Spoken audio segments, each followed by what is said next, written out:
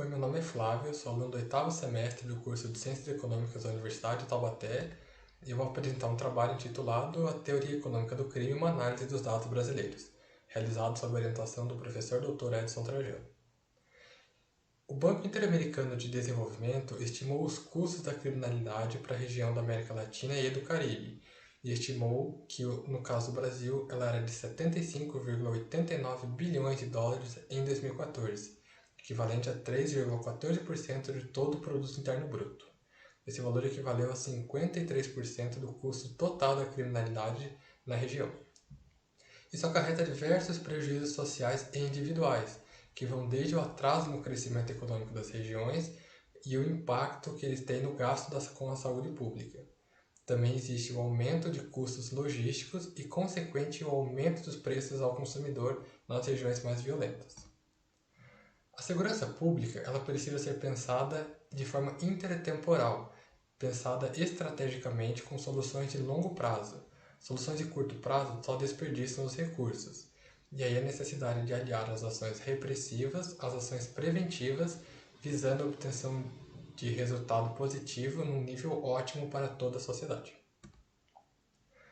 As decisões e comportamentos dos criminosos envolvem uma escolha fundamental de custos de oportunidade.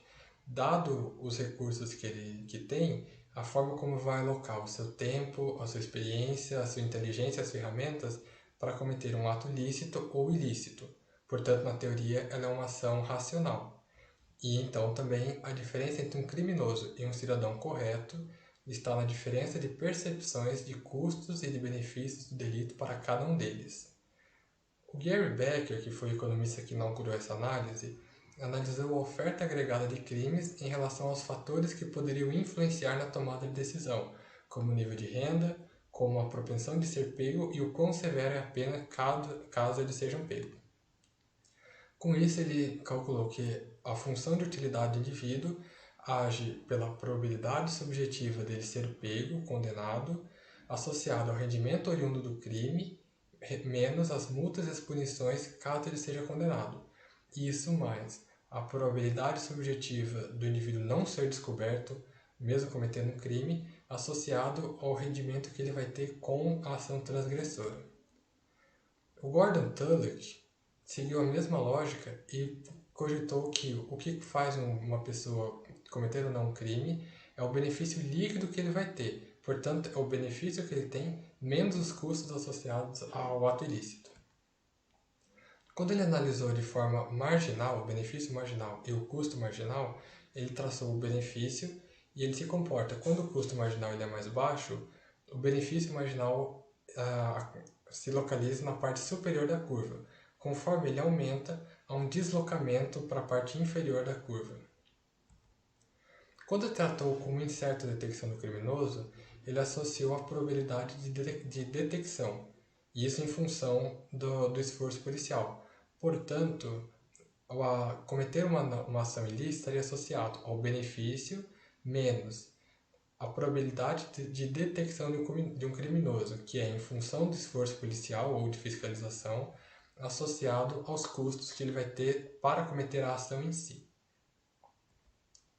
Fatores que influenciam também a taxa de juros, o nível de pobreza e o horizonte no tempo, porque todo transgressor ele tem um período em que ele tem o benefício entre o tempo que ele comete a ação criminosa e o tempo dele ser descoberto e punido. Pessoas que têm uma orientação para o presente acabam não cogitando muito, considerando muito a ideia de que elas vão ser punidas no futuro. Isso acabaria sendo acaba sendo reforçado pelo nível de pobreza, que acaba fazendo que as pessoas se orientem para os problemas presentes dela, problemas básicos, e a dificuldade com acesso de crédito e a taxa de juros elevada. São pessoas que elas acabam não tendo a noção de prazos e parcelas, também orientando-se mais pelo presente. O objetivo aqui se dá em analisar os dados da criminalidade e da violência no Brasil, as políticas de segurança adotadas no período e descrever os impactos econômicos e as consequências negativas para a sociedade e para as contas públicas. Ele é feito através da revisão bibliográfica na teoria do crime escrita inicialmente por Gary Becker e aperfeiçoada por diversos outros autores, tanto nacionais quanto internacionais. E também usar dados que refletem a realidade geral da violência no Brasil, organizados a partir de orçamentos e também com trazem registros policiais sobre os crimes analisados.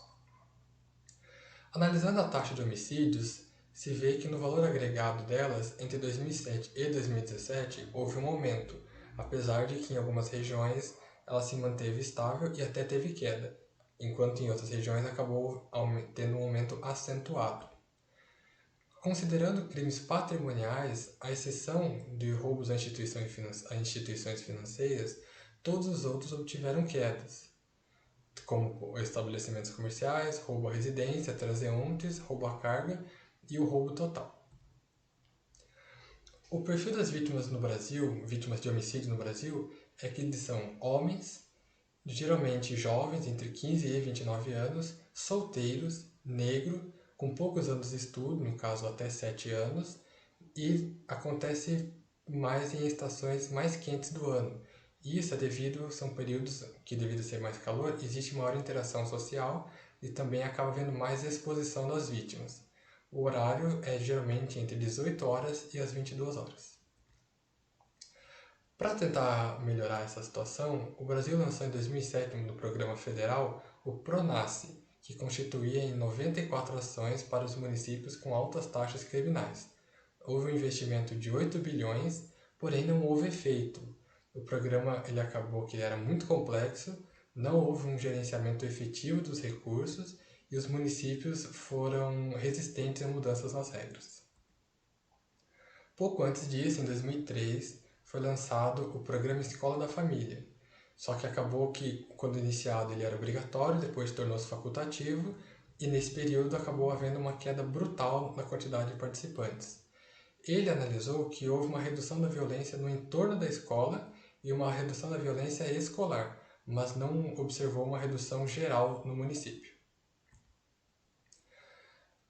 Dadas as intervenções policiais, o resultado é considerado a partir da porcentagem de homicídios decorrente de intervenção policial no total de homicídios num certo período.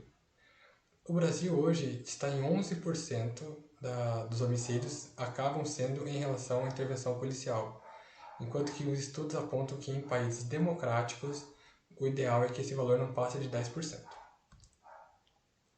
Do dispêndio público feito, vê-se que gasta muito mais em policiamento e na área de defesa civil, em que no ano de 2018 alocou-se 30 bilhões de reais para a área de policiamento e 3,8 bilhões para a área de defesa civil, enquanto que para a área de inteligência apenas 672 milhões.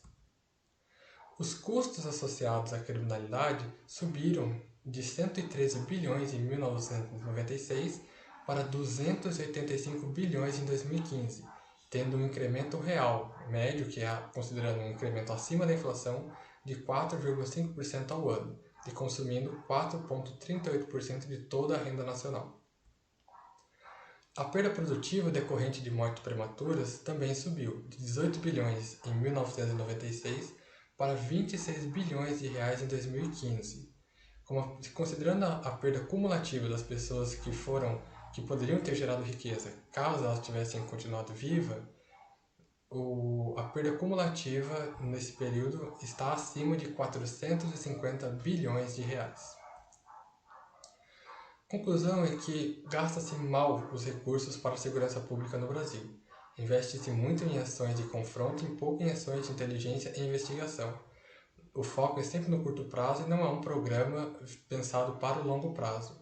A carência de políticas sociais e a falta de criar um ambiente para a promoção de emprego e renda que aumentariam os custos associados à ação criminosa.